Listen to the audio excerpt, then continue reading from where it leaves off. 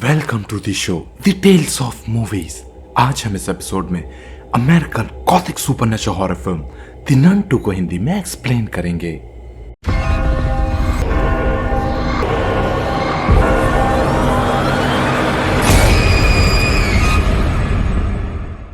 इस मूवी को माइकल शेर्स ने डायरेक्ट किया है और ये फिल्म 8 सितंबर 2023 में रिलीज हुई थी।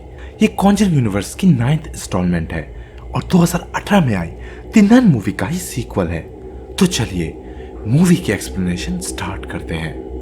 कहानी की शुरुआत द नन मूवी की घटना के 4 साल बाद की दिखाई जाती है और मूवी की शुरुआत होती है 1956 ट्रांसकॉन फ्रांस से। और वहां हम एक चर्च में जैक्स नाम के लड़के को देखते हैं जो उस चर्च के फादर नोरे की मदद करता है।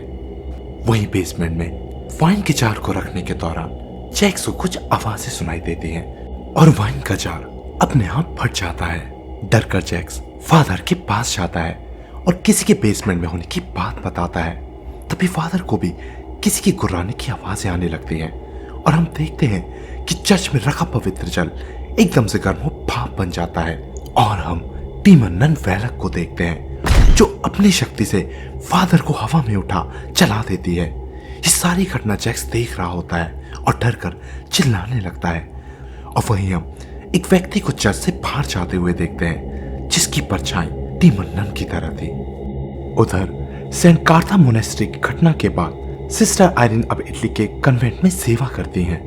हम देखते हैं कि सिस्टर आयरीन सिस्टर डेबरा की बड़ी क्लोज थी और डेबरा को ईश्वर पर उतना भरोसा नहीं था। वो दोनों एक दूसरे से अपना बात शेयर करती हैं। जहाँ डेबरा बताती हैं कि जब वो 4 साल की थी तब कुछ जातिवादी गोरों ने उनका घर जला दिया और उनके भाइयों ने फिर आर्मी ज्वाइन कर ली और उनके पिता ने उसे यहाँ भेज दिया। वहीं आयरन भी बताती हैं कि मेरे पिता ने भी मुझे यहाँ भेज दिया क्योंकि वो मुझे कुछ खासा पसंद नहीं करते थे, यहाँ तक कि मेरी माँ को भी। आयरन बताती हैं कि उन्हें उनकी माँ के बारे में कुछ ज्यादा याद नहीं है, बस थोड़ी थोड़ी कुछ झलकियां याद हैं। वहीं हमें यह भी पता चलता है कि वहां नन्स को यह नहीं पता था कि सेंट कार्था मोनेस्ट्री वाली घटना वाली नन कोई और नहीं बल्कि सिस्टर आयरन ही है। सबको बस यह पता था कि उस एबी के नीचे एक नर्क का द्वार था और उस द्वार से एक शैतान बाहर आ गया था और शैतान ने एक नन का रूप धारण किया। फिर वेटिकन ने वहां शैतान मारने वाले भेजे, एक प्रीस्ट और एक नन, और उन्होंने ईसा मसीह के लहू से उस शैतान को नष्ट कर दिया और फिर प्रीस्ट को बना दिया गया बिशप। और यह भी कहा जाता है कि उस भयानक अनुभव से वो नन कभी उभर नहीं पाई और पागल हो गई। वहीं एक रात सिस्टर आयरीन को एक सपना आता है जिसमें फ्रेंची उनसे मदद मांगता है और एकदम से एक शैतान में बदल जाता है। और जब आयरीन होश में आती है तो वो देखती हैं कि उनके नाक से खून बह रहा था। वहीं दूसरी ओर हम मॉरिस को देखते हैं जिसका निकनेम ही फ्रेंची है। वो फ्रांस के एक बोर्डिंग स्कूल में काम करता है और वहां उसकी दोस्ती सोफी और उसकी माँ केट से होती है। और हम ये भी देखते हैं कि मॉरिस कहीं ना कहीं केट को पसंद भी करता है। वहीं उस स्कूल में 2-3 लड़कियां ऐसी भी थीं जो सोफी को अक्सर बुली किया करती थी और मॉरिस की गर्लफ्रेंड कहकर उसे चिढ़ाया करती थी। और वो लड़कियां इतनी शैतान थी कि वो छिप छिप कर मैडम लॉरेन के कमरे में कॉकरोचेस छोड़ दिया करती थी। वहीं इसके अगले सीन में हम डिलीवरी करने वाले एक बच्ची को देखते हैं जो मॉरिस को अजीब हालत में देखती है और तभी उस लड़की को डीमन नन दिखती है जो उसे मार देती है। तभी हमें पता चलता है कि मॉरिस पूरी तरह से डीमन नन के वश में है और शुरू में जिसने फादर की हत्या की वो कोई और नहीं बल्कि मॉरिस ही है। उधर कन्वेंट में सिस्टर आयरन से मिलने कार्डिनल कॉनरे आते हैं जो बताते हैं कि कुछ अनहोनी घटना घट रही है। अलग अलग जगहों पर प्रीस्ट और नन्स की जान जा रही है और 1 महीने पहले फ्रांस के ट्रेस्कॉन में एक प्रीस्ट को उसके चर्च में ही जिंदा जला दिया गया और पैटर्न के हिसाब से वो हत्यारा यूरोप से पश्चिम की ओर बढ़ रहा है मगर उसकी जड़ें रोमानिया से जुड़ी हैं। कार्डिनल बताते हैं कि वो शैतान जिंदा है। तभी आयरन के पूछने पर कि फादर बर्ग कहाँ है, वो बताते हैं कि वो मर चुके हैं और अब सिर्फ तुम ही बची हो जिसने उस शैतान का सामना किया था। चर्च चाहता है कि तुम तहकीकात करो, ये पता लगाओ कि वो क्या चाहता है। तभी आयरन उन्हें मना कर देती है क्योंकि वो पिछली बार मरते मरते बची थी। तभी कार्डिनल कहते हैं कि उस एबे में तुमने चमत्कार करके दिखाया था और अब एक और चमत्कार की जरूरत है। तभी मजबूरीवश आयरिन हाँ कर देती है और फ्रांस की तरफ निकल जाती है। वहीं ट्रेन में आयरिन को डेबरा मिलती है, जो चोरी छिपे उसकी मदद के लिए आ जाती हैं। तभी आयरिन उसे बताती हैं कि ऐसा करने पर उसे निकाला जा सकता है, जिस पर डेबरा कहती है कि मेरी माँ आग से जलकर मरी थी और मेरे लिए वही गॉड थी। मैं चमत्कार पर यकीन करना चाहती हूँ, पर जब भी मैं किसी प्रीस्ट को यह कहते सुनती हूँ कि उन्होंने वाइन को प्रभु यीशु के लहू में बदल दिया, तो यकीन करना मुश्किल होता है। जिस पर आयरिन कहती है कि वाइन प्रभु यीशु का लहू तब बनता है जब हम उस पर यकीन करते हैं, क्योंकि हमारे धर्म में हर असाधारण चीज तब सच हुई है जब हम उस पर यकीन करते हैं। आस्था में बहुत ताकत होती है। आयरिन कहती है कि मैं आशा करती हूँ कि वक्त आने पर तुम्हारी आस्था बढ़े। उधर बोर्डिंग स्कूल में फिर वो लड़कियां सोफी को परेशान करती हैं और उसे गेम खेलने के बहाने स्कूल की चैपल में ले जाती हैं, जहां जाना सख्त मना था। लड़कियां सोफी को बताती हैं कि उस कांच की तरफ देखो। वो बताती हैं कि हम यहाँ शैतान को देखने आए हैं। जब सूर्य की किरणें एक खास एंगल पर कांच से टकराती है, तब गौर से देखने पर वो भी तुम्हें देखेगा। और कहा जाता है कि अगर नजरें फेरी तो शैतान भयानक बकरे का रूप लेकर तुम्हें मारने आ जाएगा। और सोफी लगातार कांच में बने एक बकरे की तरफ देखने लगती है। तभी रोशनी पड़ने पर उस बकरे की आंखें लाल चमकने लगती हैं और सोफी डरकर उसकी आंखों में ही देखने लगती है और वो लड़कियां उसे वहीं छोड़कर भागने लगती हैं। वहीं रोशनी हटते ही सोफी घबराकर डोर की तरफ भागती है और वो लड़कियां डोर बंद कर देती हैं। तभी उसी बीच टीमन उसे डराने की कोशिश करती है और तभी मॉरिस भी वहां पहुंचता है और सोफी को वहां से बाहर निकालता है। तभी वहां गेट भी आती है और सोफी को अपने साथ ले जाती है। हम देखते हैं कि सोफी बहुत ज्यादा डरी हुई होती है। उधर फ्रांस पहुंच आयरिन उस चर्च में जाती है जहां फादर नॉयरे की मौत हुई थी। उस चर्च की नन आयरिन को बताती हैं कि यहाँ अब भी मांस होता है, पर कोई नहीं आता। लोगों का मानना है कि यहाँ शैतान आया था और अब ये चर्च श्रापित है और गॉड यहाँ नहीं बसते। वो नन आयरिन को उस जगह भी ले जाती है जहां फादर नॉयरे की लाश मिली थी। तभी सिस्टर आयरिन को एक विजन आता है जिसमें उसे चले हुए फादर नॉयरे दिखते हैं और जैक्स भी दिखता है जो आयरिन को एक लॉकेट दिखाता है। इसके बाद वो नन आयरिन को फादर नॉयरे के कमरे में ले जाती हैं। तभी वहां एक तस्वीर देख डेबरा बहुत डर जाती है, जिस पर आयरिन उन्हें बताती है कि ये तस्वीर सेंट लूसी की है। ये अंधों के लिए भगवान के समान है। इन्हें काफिरों ने मार दिया था, शरीर को आग लगा दिया था, पर तब भी ये नहीं जली और मारने से पहले उन्होंने इनकी आंखें नोच ली थी। वही आयरिन के पूछने पर कि फादर नॉयरे के साथ एक लड़का भी था, जिस पर वो नन बताती हैं कि उसका नाम जैक्स है और उसने सारी घटना अपने आंखों से देखी है। पर उसकी माँ ये नहीं चाहती कि वो इस बारे में कभी कोई बात करे, पर शायद वो आपको फुटबॉल खेलते यहाँ दिख जाएगा। तभी आयरिन के पूछने पर कि कोई और भी था, वो नन बताती हैं कि एक हेल्पर था, पर उस हादसे के बाद वो यहाँ से चला गया। नन बताती हैं कि उसे घूमने का बहुत शौक था और वो रोमानिया से आया था और वहां के लोगों ने उसे एक नाम भी दिया था, फ्रेंची। तभी डेबरा के पूछने पर कि फ्रेंची कौन है, जिस पर आयरिन उन्हें बताती है कि उसका नाम मॉरिस है। सेंट काथा में वो हमारा गाइड था। जब मैं शैतान के वश में थी तब वो मेरे लिए वापस आया और उसने मेरी जान बचाई, पर उसी दौरान शैतान ने उसमें अपना अंश छोड़ दिया। तभी वो शैतान बचा होगा और उसी के जरिए ये सब कर रहा होगा। उधर स्कूल में केट सोफी की मदद करने के लिए मॉरिस को थैंक्स कहती है। तभी मॉरिस पूछता है कि चैपल को मैडम ने बंद क्यों रखा है, जिस पर केट उसे बताती है कि उस चैपल में जाना मना है क्योंकि उनका बेटा वही बमबारी से मारा गया था। उसका नाम सेड्रिक था और वो प्रीस्ट का सेवक था। वहीं थोड़ी देर बाद हम देखते हैं कि सोफी देखती है कि मॉरिस अजीब सा बिहेव करने लगता है और तभी सोफी को केट की आवाज आती है और सोफी केट को सीढ़ियों से ऊपर जाते देखती है। सोफी केट के पीछे पीछे जाती है। तभी एक डोर ओपन करने पर वो एकदम से एक रूम में चली जाती है जहां टीमन नन खड़ी होती है और ये रूम देखने में लॉरेन वॉरेन के घर की तरह था। तभी एक क्रो के आने से सोफी घबरा जाती है और वापस से नीचे की तरफ भागती है जहां उसे दोबारा डीमन नन दिखती है। तभी डोर ओपन होता है और केट बच्चों के साथ वहां आती है और सोफी को देख उसे अपने पास बुला लेती है। सोफी बहुत डरी हुई होती है और उसे समझ नहीं आता कि उसके साथ क्या हो रहा है। उधर आयरिन और डेबरा अपने होटल जाते हैं जहां आयरन होटल से बाहर आती है। तभी उसे फुटबॉल खेलते हुए जैक्स दिखता है। आयरन जैक्स से बात करती है और पूछती है कि तुमने उसे देखा था, उस रात तुम वहीं थे और तुम्हारे पास कोई तस्वीर भी थी। जैक्स बताता है कि तस्वीर फादर की थी और मैं बहुत डर गया था। तभी वो बाकी बच्चों के साथ वहां से निकल जाता है। आयरन उसका पीछा करती है मगर वो उसे नहीं मिलता। तभी आयरन को दोबारा से जैक्स दिखता है और वो उसका पीछा करने लगती है और वो एक मैगजीन शॉप के बाहर पहुंचती है। तभी उसे डीमन नन दिखती है जो उस पर हमला कर देती है और आयरन को एक विजन आता है जिसमें एक व्यक्ति एक महिला की आंखें फोड़ रहा होता है और इसका रेफरेंस सेंट लूसी से होता है और ये महिला एक रियलिक को सिस्टर आयरन को सौंपती है और हम देखते हैं कि वो महिला भी सिस्टर आयरन ही होती है और ये देख आयरन बेहोश हो जाती है। तभी डेबरा आयरन को ढूंढते ढूंढते वहां आती है और उसे हॉस्पिटल ले जाती है। उधर स्कूल में रात ब्रेक करने के दौरान मैडम लॉरेन को कुछ आवाजें आती हैं। लॉरेन उस आवाज का पीछा करते हुए चैपल में पहुंच जाती हैं, जहां डोर के पास उन्हें मॉरिस मिलता है जो चैपल के डोर पर अपना सर मार रहा होता है। और वहीं मॉरिस को देख ऐसा लग रहा था कि फिर से डीमन नन की वश में आ चुका है। तभी लॉरेन उसे आवाज लगाती है और मॉरिस एकदम से होश में आता है और लॉरेन को सॉरी बोलता हुआ वहां से चला जाता है। तभी लॉरेन को चैपल के अंदर से उनके बेटे सेड्रिक की आवाज आती है जो उन्हें मां कहकर पुकारता है।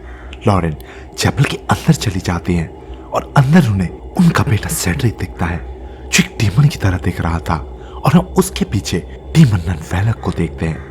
तभी सेड्रिक उन पर हमला कर देता है और उन्हें जान से मार देता है।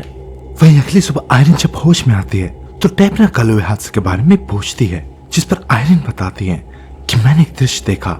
मैंने देखा कि शैतान को क्या चाहिए, उसे एक बहुत बड़ा प्राचीन अवशेष चाहिए जिसके लिए उसने मॉरिस को सरिया बनाया है। उसे यहाँ वहां भटका रहा है, तैयार कर रहा है, जिंदा रख रखा है सिर्फ उस चीज को ढूंढने के लिए और उसके मिलते ही वो उसे जान से मार देगा।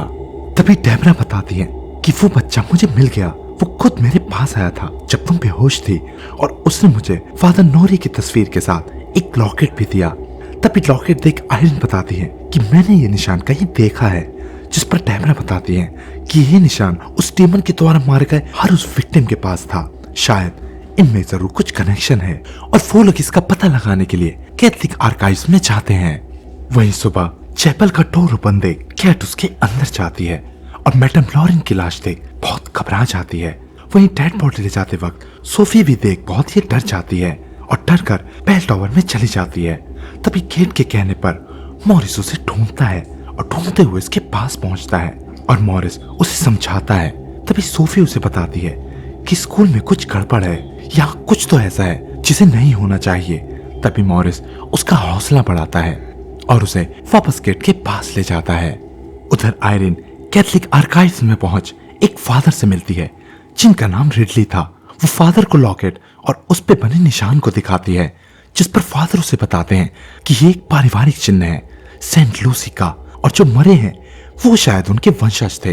तभी आयरन कहती है कि मैं जानती हूँ कि उस शैतान को क्या चाहिए, उसे उनकी आंखें चाहिए। तभी फादर बताते हैं कि जब लूसी को काफिरों ने मारा था तब उनका परिवार किस तरह बच निकला, पर वो खतरे में थे। वो दुनिया में हर जगह फैल गए और जी जान से उस राज की रक्षा करने लगे, सेंट लूसी की आंखों की।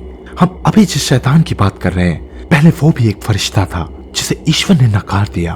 उन्होंने उससे पवित्र शक्तियां छीन ली। वो कहते हैं कि शैतान अनंत होते हैं। वो सेंट लूसी के समय भी था और तब से अब तक उनके वंशजों को मार रहा है। फादर बताते हैं कि उस प्राचीन अवशेष में बहुत शक्तियां हैं। किसी शैतान के हाथ लग जाए तो कयामत आ सकती है और तुम्हारे हाथ लग जाए तो हथियार बन सकता है। जैसे तुमने सेंट कार्था में यीशु के लहू का इस्तेमाल किया, इस बार उन आंखों का इस्तेमाल करो। यही एक तरीका है उस शैतान को नर्क भेजने का। तभी आयरन कहती है कि उन्हें नहीं पता कि वो अवशेष कहाँ है, जिस पर फादर ढूंढ कर बताते हैं कि वो आंखें जिन्हें मिली थी उस सन्यासी का नाम था जीन पॉल रेडर और उसने वेटिकन को एक खत लिखकर कहा था कि उसने वो आंखें अपने ईसाई मठ में दफनाई है सेंट मैरिस एक्सन प्रोविंस में और वो यहाँ से 1 घंटे की दूरी पर है।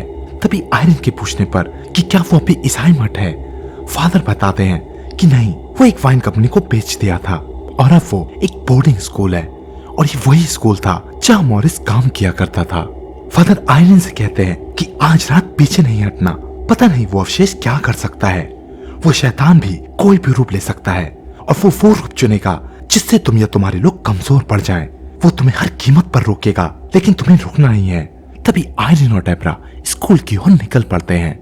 वहीं रास्ते में आयरन डेबरा से कन्फेस करती है कि मैंने तुमसे झूठ कहा था कि मुझे मेरी माँ याद नहीं थी, पर मुझे याद है। आयरन बताती है कि वो बहुत ही धार्मिक थी। वो कहती थी कि गॉड उनसे खुद बातें करते हैं, उन्हें चीजें भी दिखती थी, दृश्य बिल्कुल मेरी तरह।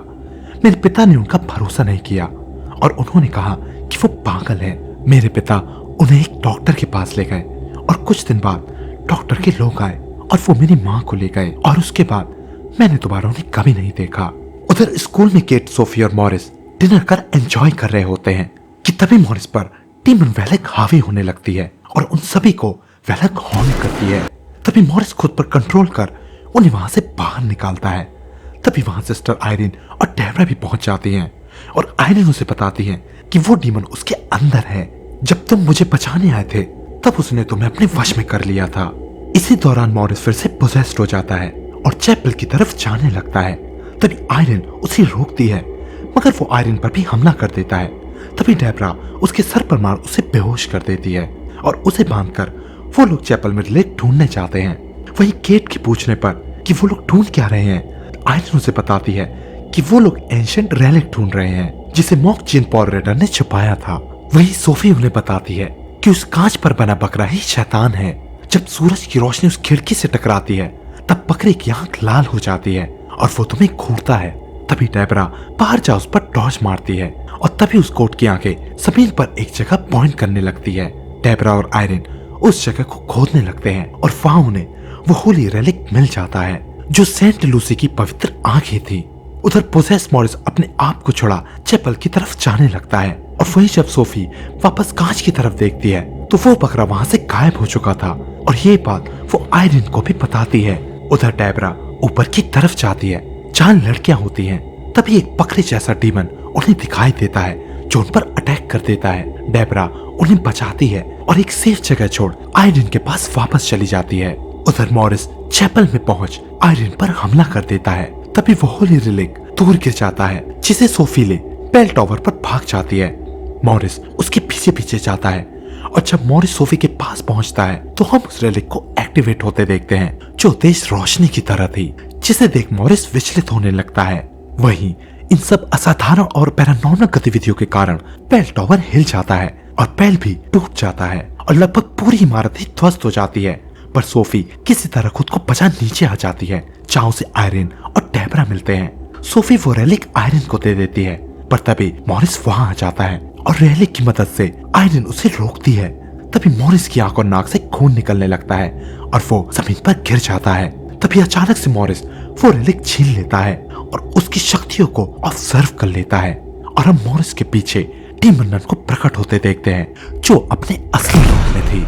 उधर दूसरी तरफ बच्चों के ऊपर वो डेविल भी अटैक कर रहा था और केट उन बच्चों को संभाल रही थी। इसी बीच एक लड़की भी घायल हो जाती है। वहीं उधर डीमन नन रेलिक की शक्ति पाकर बहुत ताकतवर हो गई थी और वो बाकी लोगों पर हमला कर देती है। नन आयरन को हवा में उठा चलाने लगती है जैसे उसने फादर नोएरे को चलाया था। तभी आयरन को उनकी माँ याद आती है जो उनसे कहती है कि वो हमेशा उसके साथ रहेगी और आयरन को सेंट लूसी की भी झलक दिखती है और एकदम से वो आग बुझ जाती है जिसे देख नन और भी गुस्से में आ जाती है क्योंकि डीमन नन को पता चल जाता है कि सिस्टर आयरन भी सेंट लूसी की ही वंशज है और वो उस रेलिक की शक्तियों का उपयोग करने में भी सक्षम है। तभी आयरन भी समझ जाती है कि अब नन को कैसे हराया जा सकता है क्योंकि सारा खेल ईश्वर पर विश्वास का था। ईसाई धर्म के मुताबिक चर्च में दिए गए वाइन को क्राइस्ट के लहू के समान माना जाता है और उस वक्त वो लोग वाइन सेलर में थे और ये बात आयरन डेबरा को भी बताती है और वो दोनों प्रे करना शुरू करते हैं और सेलर में रखी सारी वाइन क्राइस्ट के ब्लड के समान हो जाती है और सारे बैरल्स अपने आप फट जाते हैं और वाइन चारों तरफ फैल जाता है जिससे डीमन वेलक पर वाइन की वर्षा हो जाती है और वो जलकर खत्म हो जाती है। वही मॉरिस भी ठीक हो जाता है और अपनी जान बचाने के लिए आयरन को शुक्रिया कहता है और सोफी और केट के साथ स्कूल के अंदर चला जाता है। मगर अभी भी सिस्टर आयरन को मॉरिस पर शक होता है और ये मूवी यहीं खत्म हो जाती है। अकॉर्डिंग कॉन्जरिंग यूनिवर्स हमें पता है कि अभी भी मॉरिस पूरी तरह से ठीक नहीं हुआ है, क्योंकि आगे जाकर एड एंड लॉरेन वॉरेन भी उसका एक्सॉर्सिज्म करेंगे और इस बात की सत्यता इसके पोस्ट क्रेडिट सीन से भी हो जाती है, जिसमें फादर गॉर्डन किसी केस के सिलसिले में एड एंड लॉरेन वॉरेन को कॉल करते हैं और इस फिल्म के एक दृश्य में सेंट लूसी के वंशजों में लॉरेन वॉरेन को भी दिखाया गया है। मतलब कहानी अभी भी बाकी है। तो आपको ये मूवी कैसी लगी हमें कमेंट्स करके जरूर बताएं। अगर वीडियो पसंद आया हो तो इसे लाइक और शेयर करें और हाँ, हमारे चैनल को सब्सक्राइब करना ना भूलें। हम फिर मिलेंगे एक और नए वीडियो में, तब तक के लिए गुड बाय।